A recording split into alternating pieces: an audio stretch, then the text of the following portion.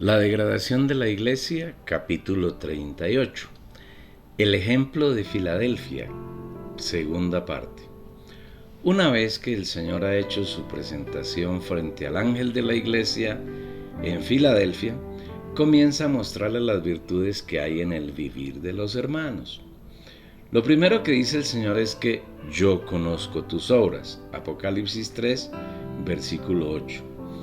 Como puede verse a lo largo de toda la carta, no hay un solo reproche ni un pedido de arrepentimiento para los santos que viven la realidad de Filadelfia, lo cual nos lleva a colegir que cuando el Señor dice que conoce las obras del ángel de la iglesia en Filadelfia, está también reconociendo que esas obras son hechas en Él. El Señor, inmediatamente después del reconocimiento de las obras del ángel de la iglesia en Filadelfia, hace una afirmación que debemos escudriñar con alguna profundidad. He aquí, he puesto delante de ti una puerta abierta, la cual nadie puede cerrar. Apocalipsis capítulo 3, versículo 8. ¿Qué puerta será la que el Señor ha abierto delante del ángel de Filadelfia y que nadie puede cerrar? Indudablemente es la puerta del reino de los cielos. Hay una gran diferencia entre el reino de Dios y el reino de los cielos.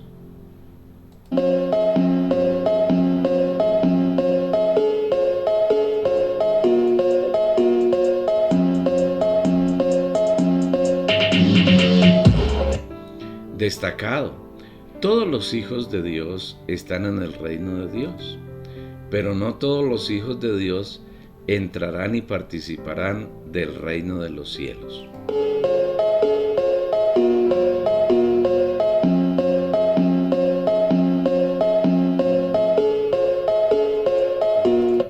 Para entrar en el reino de Dios, necesitamos entrar por la puerta que el Señor abre con la llave de David, y se logra naciendo de nuevo, naciendo de agua y del Espíritu. En otras palabras, siendo regenerados.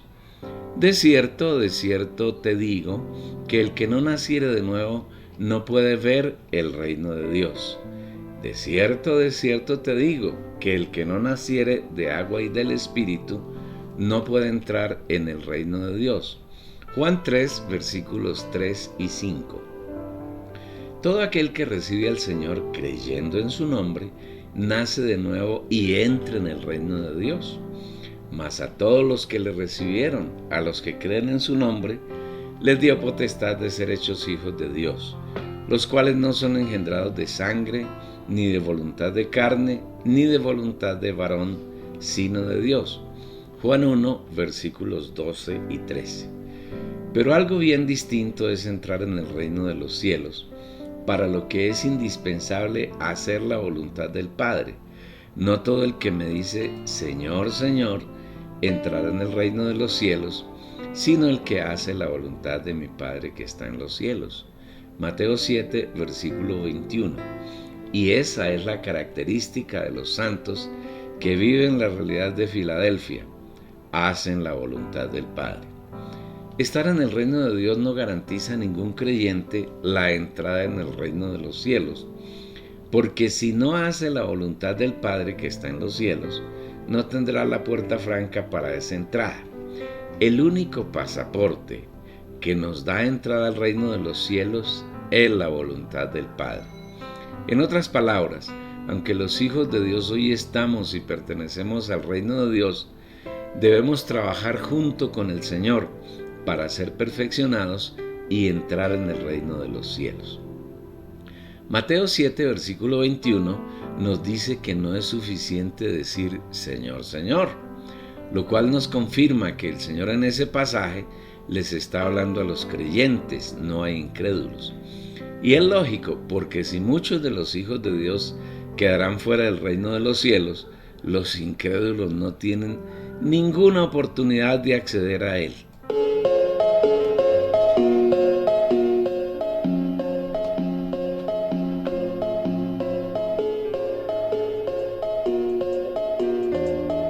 Destacado.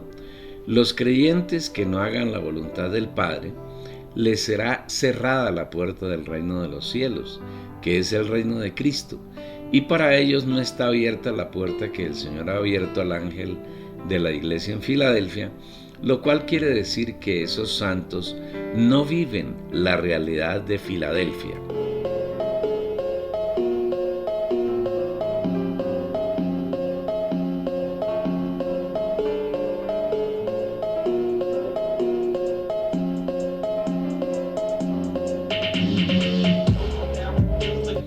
¿Cómo hacer la voluntad del Padre? Para lograrlo se requieren por lo menos 3 cosas. Primero, conocerla. Nadie puede guardar la voluntad del Padre si no la conoce primero. Por más esfuerzos que hagamos para hacer alguna cosa, nunca lo lograremos si no conocemos sus pormenores, sus detalles. Si los creyentes no conocen los detalles de la voluntad del Padre, nunca podrán hacer esa voluntad. El segundo elemento que se necesita para hacer la voluntad del Padre es vivir en comunión e intimidad con Él, para que nos revele su voluntad. Un creyente que nunca se acerca al trono de la gracia, que no acostumbra a entrar a su espíritu humano, a tener comunión con Él, no puede conocer la voluntad del Señor. Y si no la conoce, no puede hacerla.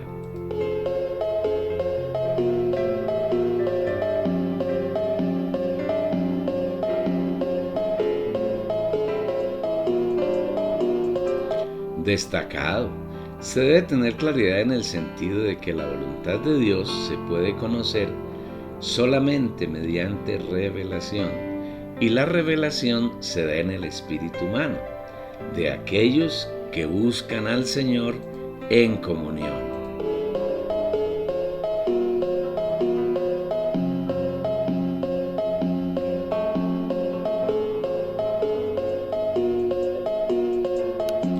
El tercer aspecto a tener en cuenta para hacer la voluntad de Dios es no intentar hacerla en nuestras fuerzas. Una vez que nos hemos acercado a Él en nuestro espíritu humano y que nos es revelada su voluntad, debemos mantenernos en Él y permitirle que sea Él quien haga su voluntad en nosotros, porque cualquier cosa que hagamos con nuestro esfuerzo natural se convierte en enemistad para con Él, porque todo lo que es hecho según nuestro concepto es carnal, y Dios no acepta nada que se origine en nuestra carne. A todo esto se refiere el Señor cuando le dice al ángel de la iglesia en Filadelfia: He aquí, he puesto una puerta abierta delante de ti, la cual nadie puede cerrar. Apocalipsis 3, versículo 8. Para los hijos de Dios que viven con la carga en su corazón de hacer la voluntad del Padre, el Señor pone delante de él la puerta abierta para que ese creyente entre en el reino de los cielos y participe de su disfrute durante 1000 años. Amplia revelación sobre el tema puede encontrarla en el libro El reino de Dios y el reino de los cielos, del mismo editor y publicada en esta página www.las-primicias.com. Esa puerta fue abierta por el Señor y nadie puede cerrarla. Es decir, destacado, nadie puede impedir la entrada al reino de los cielos de los hijos de Dios que viven en esta tierra solo para agradarlo. Cuando leemos la frase una puerta abierta, la cual nadie puede cerrar, inmediatamente vienen a nuestro espíritu y a nuestra mente las palabras habladas por el Espíritu en 2 de Pedro 1, versículo 11. Porque de esta manera os será otorgada amplia y generosa entrada en el reino eterno de nuestro Señor y Salvador Jesucristo. Para obtener esa amplia y generosa entrada en el reino eterno de nuestro Señor y Salvador Jesucristo, hace falta añadir a nuestra fe las 7 virtudes descritas en los versículos 5 al 7 del mismo capítulo: excelencia, que es virtud, conocimiento, dominio propio, paciencia, piedad, afecto fraternal y amor, de las cuales hablamos en un capítulo anterior en este libro.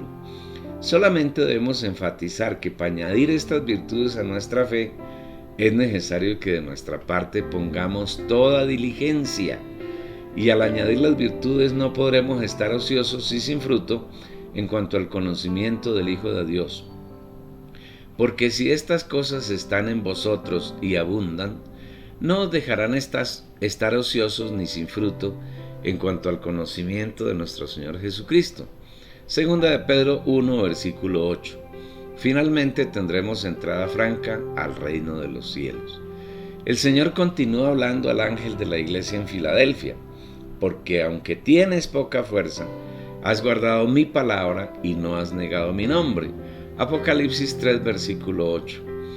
Los hermanos que viven la realidad de Filadelfia no tienen mucha fuerza en ellos mismos, porque nunca hacen nada por su cuenta, no tienen grandes obras a nivel local, regional, nacional o internacional, no tienen cadenas de radio y de televisión, no engañan a los hermanos para esquilmarlos económicamente, no tienen reuniones donde pregonan grandes milagros de sanidades, de soplar y tumbar a las personas, de echar fuera espíritus inmundos. En cambio tienen dos cosas que al Señor le agradan sobremanera. Primera, guardan la palabra del Señor. Para guardar la palabra del Señor es necesario oír su palabra, y la palabra se oye cuando el creyente tiene comunión íntima en su espíritu con el Señor. En el cristianismo contemporáneo se cree que guardar la palabra del Señor consiste en repetir, como si fuera una grabadora, algunos versículos de la Biblia, pero no entienden que repetir versículos de la Biblia usando solo la mente, sin entrar en el espíritu, la Biblia se convierte en letra muerta y, como es lógico, no produce vida, sino muerte, el cual asimismo nos hizo ministros competentes de un nuevo pacto, no de la letra sino del espíritu, porque la letra mata, mas el espíritu vivifica. 2 Corintios 3, versículo 6. Para guardar la palabra del Señor se requiere que primero nos sea revelada, y esa revelación se obtiene entrando en el aposento, es decir, en el espíritu humano, cerrando la puerta para que nadie pueda interferirnos y teniendo comunión con el Señor. Esto es equivalente a acercarnos confiadamente al trono de la gracia para recibir del Señor gracia y misericordia. Solamente un creyente que tiene el hábito de entrar en su espíritu, de acercarse al trono de la gracia, de tener comunión con el Señor para oírlo, puede recibir revelación de la palabra de Dios y guardarla. Esta es la práctica de los que viven la realidad de Filadelfia. Insistimos que una persona que sabe en su mente muchos versículos de la Biblia y los repite, no guarda la palabra del Señor, porque en él no hay revelación. Cuando la palabra es revelada en el Espíritu, ésta penetra el alma y se hace realidad en el vivir de la persona. En pocas palabras, cuando el Señor me revela su palabra en mi espíritu, por medio del Espíritu Santo, y esa palabra revelada penetra en mi alma, en mi corazón, y me da visión de las cosas del Señor, y pongo en práctica esa palabra, es decir, la hago realidad en mi vivir, estoy guardando la palabra del Señor. Para guardar la palabra del Señor no hace falta hacer alarde de la fuerza natural, del poder del hombre viejo, de las, comillas, hazañas que un hermano es capaz de hacer, sino que necesita una dependencia total y absoluta del Señor, porque separados de mí nada podéis hacer. Juan 15, versículo 6. Segunda, no niegan el nombre del Señor. Otra de las características que el Señor alaba del ángel de la iglesia en Filadelfia es que los hermanos que viven la realidad de esta situación de la iglesia no niegan el nombre del Señor. El nombre del Señor hace referencia a la persona del Señor, y no negarlo, en primer término, es tenerlo a Él como el primero en el día a día. Es decir, que cada pensamiento, cada palabra y cada acto de un hijo de Dios que no niegue el nombre del Señor debe originarse en Él, no en el alma de la persona. Es bueno recordar aquí que el comienzo de la degradación de la iglesia se dio en Éfeso, y allí los hermanos dejaron al Señor como el primer amor. Arrepentirnos diariamente de no vivir al Señor y volvernos a Él en nuestro espíritu es no negar el nombre del Señor. El Señor Jesús nos enseñó a pedir al Padre en el nombre de Jesús, y el cristianismo toma esta palabra literalmente y vuelve en la petición un rezo, similar a los rezos del catolicismo. Ellos convierten la petición en una fórmula invariable. Padre, en el nombre de Jesús, esto, lo otro, aquello. Y no entienden que una oración así está llena de frases manoseadas, repetitivas, sin espíritu, sin vida, que nunca serán oídas por el Padre. Orar en el nombre del Señor Jesús no es ni puede convertirse en una fórmula repetitiva e invariable, porque ni siquiera el Señor Jesús, cuando nos enseñó a orar, usó vanas repeticiones, sino que por el contrario, Él corrigió ese desvío de los religiosos judíos, y orando no uséis vanas repeticiones como los gentiles, que piensan que por su palabrería serán oídos. Mateo 6, versículo 7. Cuando tocó el tema de la oración, enseñó así: vosotros pues oraréis así: Padre nuestro que estás en los cielos, santificado sea tu nombre. Mateo 6, versículo 9. Si se observa cuidadosamente la palabra, aquí Jesús no enseñó a orar al Padre en el nombre de Jesús. No dijo: vosotros pues oraréis así: Padre nuestro en el nombre de Jesús, sino que nos enseñó a dirigir las oraciones al Padre. Tampoco enseñó que se debe orar como hacen algunos hermanos: oh Señor Jesús, oh Señor Jesús. Entonces, ¿por qué razón el Señor Jesús dice: y todo lo que pidiereis al Padre en mi nombre, lo haré, para que el Padre sea glorificado en el Hijo? Si algo pidiereis en mi nombre, yo lo haré. De cierto os digo, que todo cuanto pidiereis al Padre en mi nombre, os lo dará. Hasta ahora nada habéis pedido en mi nombre. Pedid y recibiréis, para que vuestro gozo sea cumplido. Juan 14, versículos 13 y 14, y capítulo 16, versículos 23 y 24. El cristianismo ha tomado esta palabra del Señor en la letra y la ha convertido en una fórmula repetitiva para sus oraciones, y hacen de ellas largos pliegos de peticiones de cosas, especialmente materiales, e insisten para que el Señor se las dé. Pero una oración de este tipo nunca llegará a los oídos del Señor.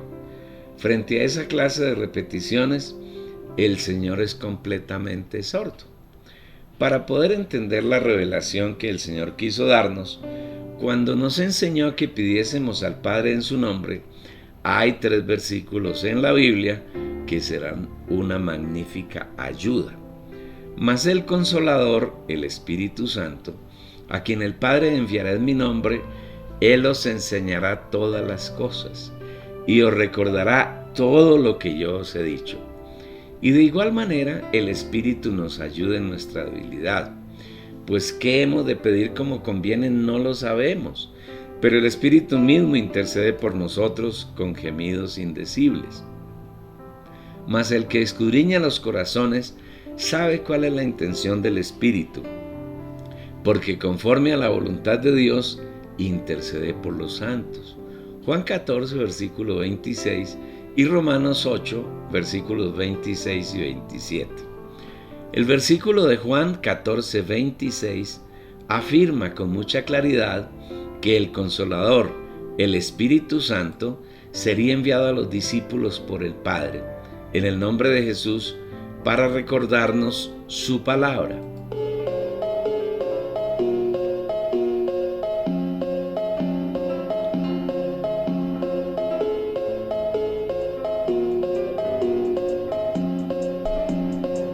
Destacado. No puede entenderse que el Espíritu Santo está separado de Dios o que es una parte de Dios. No, el Espíritu Santo es Dios mismo. Él es el Padre y es el Hijo, y en Él está el Padre y el Hijo, y los 3 moran en nuestro espíritu.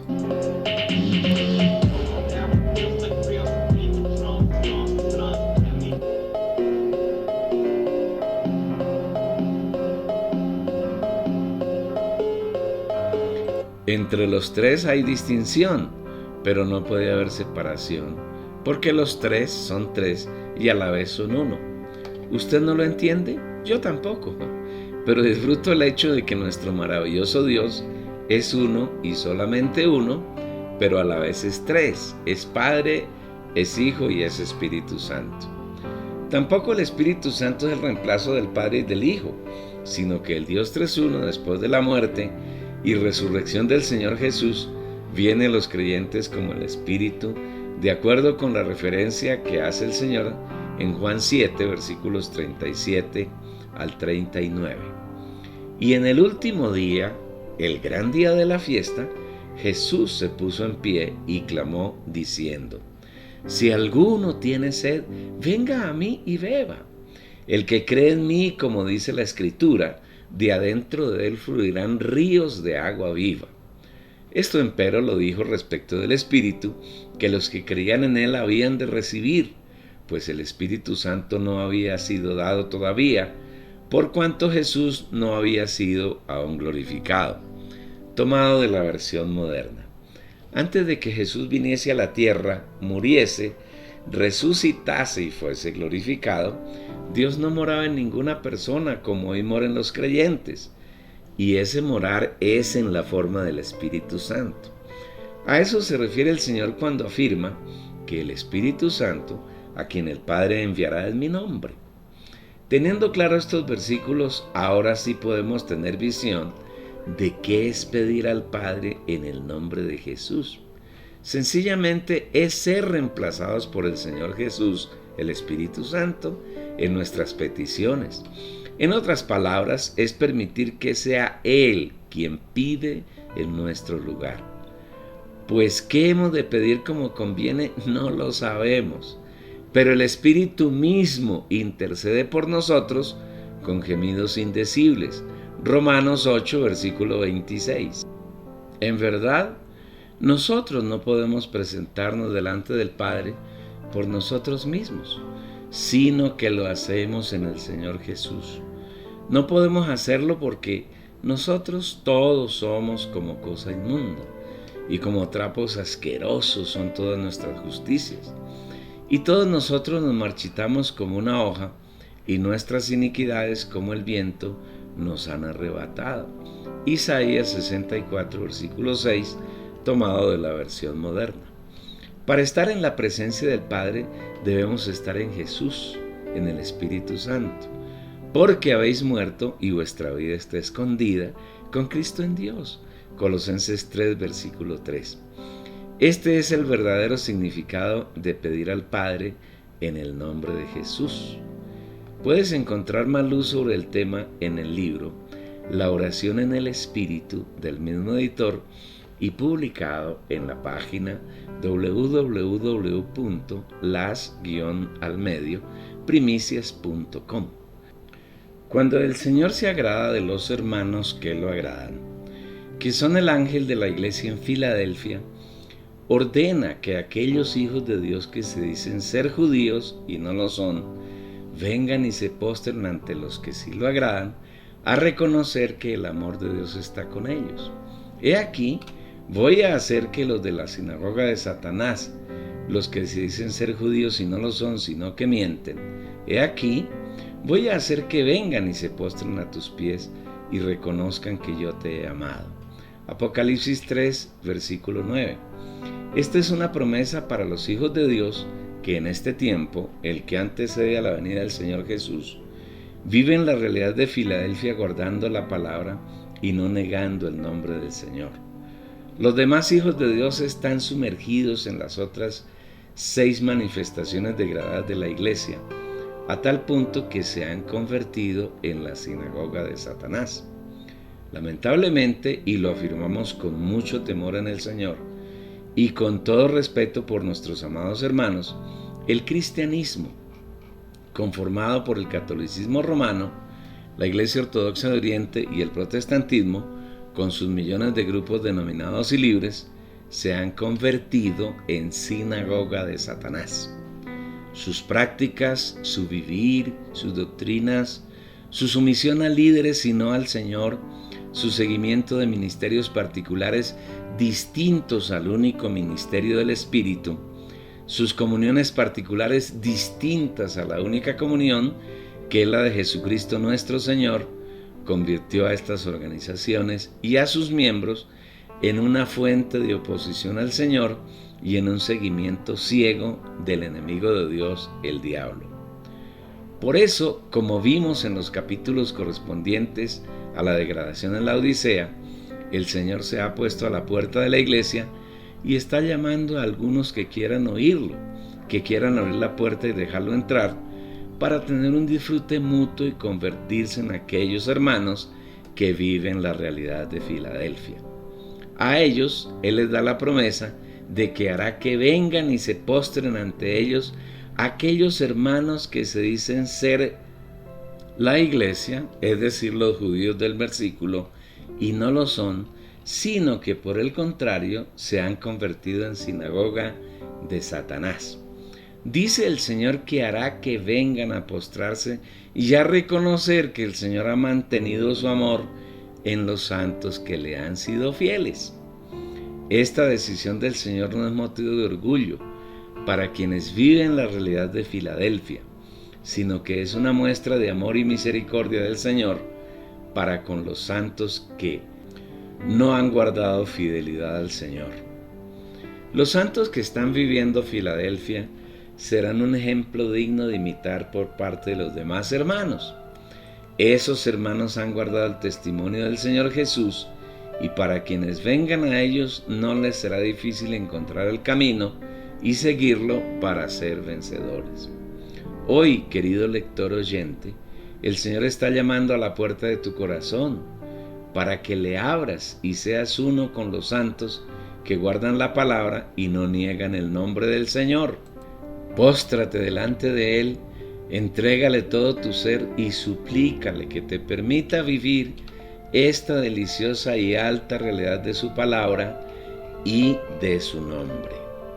Debido a que los hermanos que viven la situación de Filadelfia, guardando la palabra del Señor y no negando su nombre, lo agradan completamente, el regocijo del Señor lo lleva a dar una promesa maravillosa. Por cuanto has guardado la palabra de mi perseverancia, yo también te guardaré de la hora de la prueba que ha de venir sobre la tierra habitada, para probar a los que moran sobre la tierra. Apocalipsis 3, versículo 10. En primer lugar, el Señor dice que para guardar su palabra se necesita paciencia, perseverancia, y esa virtud caracteriza a los santos que han salido de la situación degradada de las otras 6 manifestaciones de la iglesia descritas en Apocalipsis capítulos 2 y 3. Y una vez que exalta el hecho de guardar la palabra, relata su promesa: te guardaré de la hora de la prueba que ha de venir sobre la tierra habitada. ¿Cuál será esa hora de prueba? Dice que mediante ella se probará a todos los moradores de la tierra. No cabe duda de que esa hora es el período de la gran tribulación, que tiene una duración de 3 años y medio, período en el que serán probadas todas las personas que moran en este planeta que llamamos Tierra, creyentes que estén vivos para esa época y que no fueron arrebatados como las primicias. También los incrédulos serán quienes pasan por la hora de la prueba. La mayoría de los maestros del cristianismo contemporáneo enseñan que la iglesia será arrebatada antes de la tribulación, lo que no es cierto. Antes de la gran tribulación serán arrebatados solamente las primicias, que son los hermanos que viven la realidad de Filadelfia, de guardar su palabra y no negar su nombre. Igualmente serán arrebatados los hermanos que hacen parte del Hijo varón, que son aquellos santos que para ese momento ya hayan muerto, pero que vivieron su vida en la tierra en la realidad de Filadelfia. Vivieron como primicias. Ellos serán resucitados y serán arrebatados al cielo, al igual que las primicias que en ese momento estén vivos.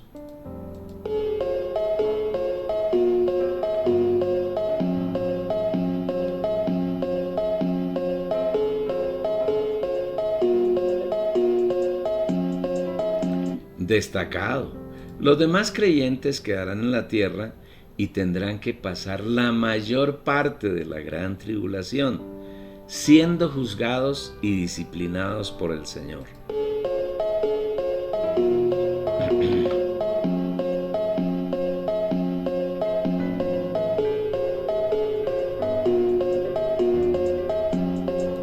Aunque es un tiempo de trato extremadamente duro y difícil, aún en él se puede ver la misericordia del Señor para con sus hijos, porque esta será una oportunidad para que maduren y muchos de ellos, si no todos, puedan constituirse como vencedores, entrar en el reino de los cielos y reinar con el Señor junto con las primicias del Hijo varón en el reino milenario. Antes de que estas cosas sucedan, el Señor nos está advirtiendo para que aprovechemos la oportunidad, comillas, la ganga, que nos ofrece y no perdamos más tiempo siguiendo a hombres, a organizaciones, a doctrinas y ministerios particulares, sino que con decisión nos volvamos al Señor y tomemos la decisión de seguirlo a Él y solamente a Él.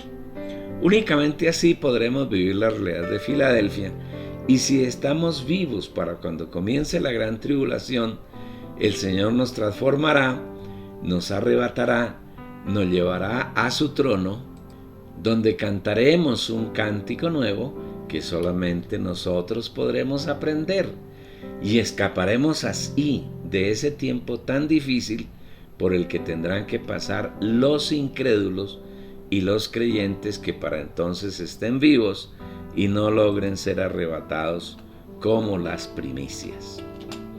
Por eso te instamos a que desde ya te vuelvas al Señor, lo sigas a Él, sigan la unción que está en tu espíritu humano y te enseña todas las cosas, y seas arrebatado por el Señor antes de la hora de prueba que Él enviará para probar a todos los moradores de la tierra.